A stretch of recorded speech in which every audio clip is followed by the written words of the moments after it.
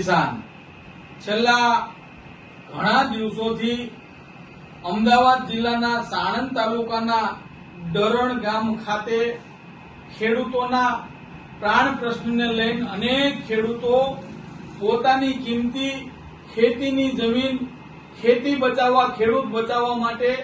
ન્યાયિક માંગણી અર્થે આંદોલન કરી રહ્યા છે। ત્યારે ખેડૂત સેવા સંગઠન ગુજરાતની સમગ્ર ટીમ આ અમદાવાદ જિલ્લાના સાણંદ તાલુકાના ડરણ ગામના ખેડૂતોના સમર્થનમાં અને આ બેરીમૂંગી સરકાર ખેડૂત વિરોધી સરકાર સામે લડતા યોદ્ધાઓના દર્શન કરવા માટે આજે તારીખ 28/6/2026 ના રોજ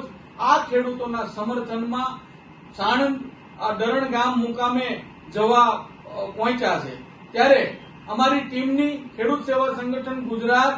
અને સમગ્ર ગુજરાતના ખેડૂતોની એક જ માંગ છે। સમગ્ર ગુજરાતની અંદર ગુજરાત સરકારે હાલ અત્યારે અસંખ્ય વીજ કંપનીઓ હોય, પવનચક્કીવાળા હોય, મોટી પાણીની પાઇપલાઇન હોય, ગટરની લાઈનો હોય કે પછી સોલાર પ્લેટ વાળા હોય, એને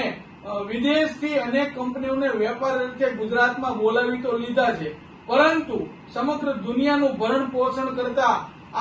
આમે ભારત એક કૃષિ પ્રધાન દેશ છે, પરંતુ ક્યાંક ને ક્યાંક એક ધારું ખેડૂતનું શોષણ થાય, ખેડૂતના ઉભા પાકને નુકસાન થાય, જેથી કરીને ખેડૂતો આત્મહત્યા કરવા મજબૂર થયા છે। ત્યારે ખેડૂત સેવા સંગઠન ગુજરાતની આ ડરણ ગામે જે